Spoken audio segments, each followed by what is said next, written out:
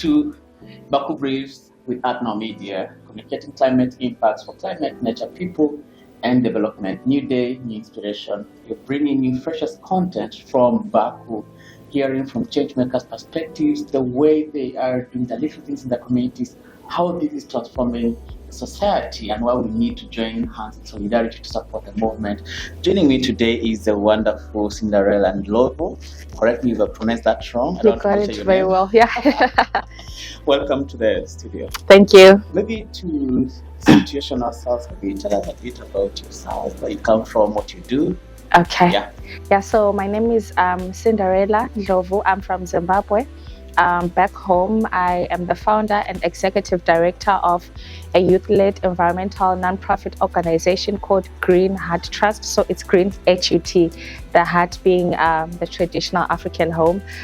So it's an organization that seeks to accelerate climate action, working with communities.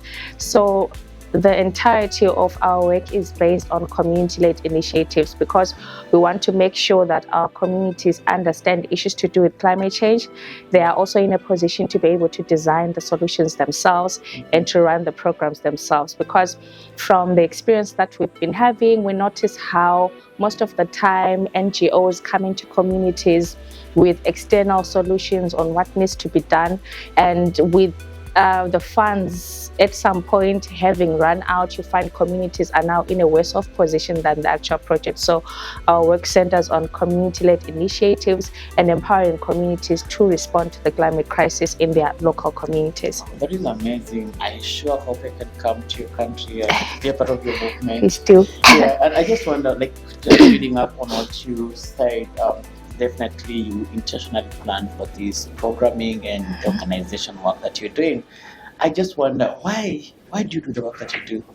Okay, so what inspired me to do the work that I do, because I founded the organization after graduating from my undergraduate degree. So my undergraduate, I did environmental science.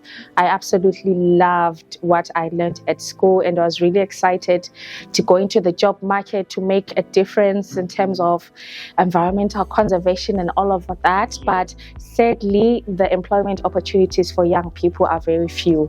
And the fact that you're a young person without any prior work experience makes it even more difficult. So I sat at home holding a first class degree and no employment, but I had all these amazing ideas that I thought would be great to initiate in the community. And then I thought, let me give my own ideas a try. Let me see how this goes. So I took to social media, started a Twitter page. It was known as Twitter back then.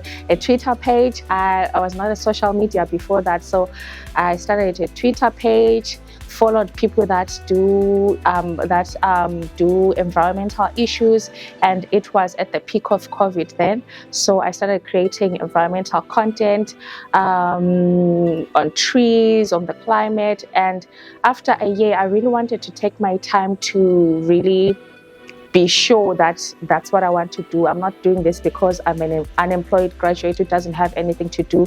So I spent the entire year operating virtually, and after a year, I officially registered the organization. So the organization essentially is a platform for young people. All the staff members are young.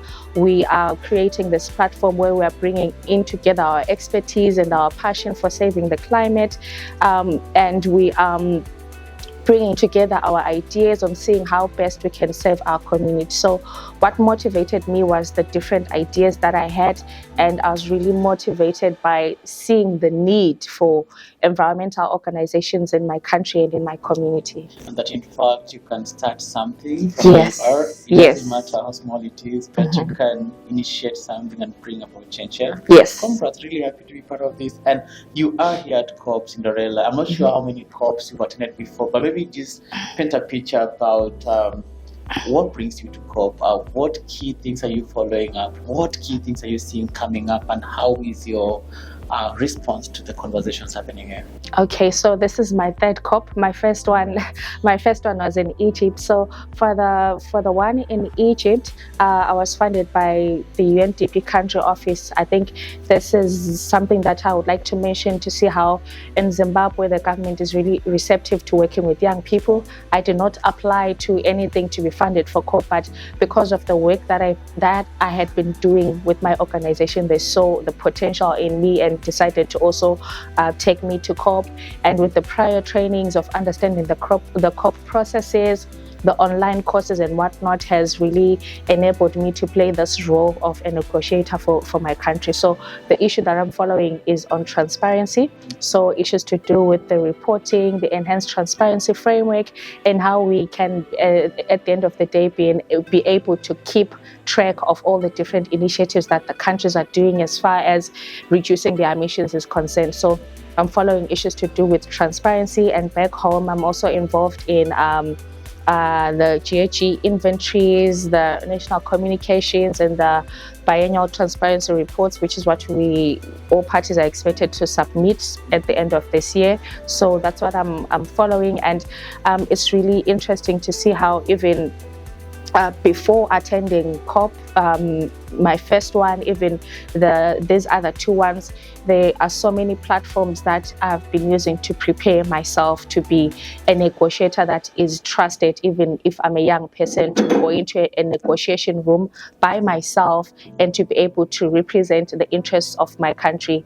The online platforms have really been very assisting for me to be able to grasp all those concepts and to be able to learn all those, even with the heavy calculations on greenhouse gas inventories. I've been able to do that from home, learning online. So I think it's a great opportunity now that we're living in a virtual world where we have access to all those different informations that can actually enable a young person to be an expert in a particular subject matter. It's actually amazing that you're already joining in negotiations, and for the longest part, many people have assumed that these negotiation processes is for the old, experienced, and the wise, and then we assume all equals, wisdom. So really glad that these are conversations that, you are courageous enough to take charge, and I can just imagine all these topics talked about. It must be a lot of work, but clearly we see you managing how to and everything.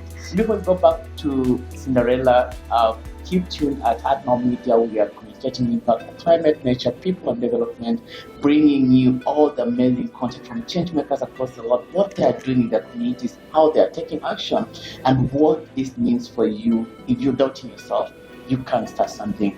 Cinderella, back to you. Glad that your organization focuses on people, community, nature, climate, right, and policy as well. At COP, so much is happening. It's been, quote unquote, called the finance COP. Sure, maybe it's coming up in your programming. You see everything. I just wonder how would you reflect on the future of climate, biodiversity, and financing following this COP? Will it work for you, for your communities, for the grassroots? I think, like you said, this being the finance COP, I think there have been so many issues to ponder upon, especially with regards to how the climate finance is cascading to local communities. You find that, of course, there are climate finance institutions that I would quote are free to apply to, but most of the time, speaking from a youth perspective, the eligibility criteria for those grants is always so crazy that even before you apply, you're automatically disqualified. And that could be disheartening, especially for youth-led organizations, on how we can get this financing to local communities. Of course, there are avenues for the governments to access these funds, but we really need to get those funds to the communities that are being directly affected. So I think I'm hopeful that with the bilaterals and also with the financing institutions, also seeing the need, how there's that road that they need to travel to get the financing to the communities. We're definitely going to be seeing something there. And definitely we cannot afford to lose hope. Finally, of course, there's a young woman somewhere, there's a young youth somewhere, there's a grassroots mobilizer who will be watching this, and to them, what would be your final message. This is your camera. I want you to speak to them. Okay. My final message would be, especially for local communities, that climate change is severely affecting you directly in the villages, you at home, in the different cities, particularly in the developing world. I think it's very important that we take it upon ourselves to design the solutions ourselves. We are the ones who better understand the challenges that we are facing, and it's very critical that whatever solutions, whatever options that we have come from us, the local people. So in as much as we would like to place the burden on the developed countries being responsible for the climate crisis, we also need to rise up and find our own way for the survival of our people, the survival of our own natural resources, to protecting our forests, to creating jobs for ourselves, to uplifting our communities. Thank you. Cinderella Ndlovu, all the way from Zimbabwe, speaking at it is and giving us the real content of what's happening, why we need to care, and why action is needed. Let's keep our hope high and let us keep impacting. And true to it, let us make the money trickle down to communities. I've been your wonderful host, Kaluki Paul with Atma Media, communicating impact for climate, nature, people, and development. Stay tuned for this and much more. Thank you for your impact.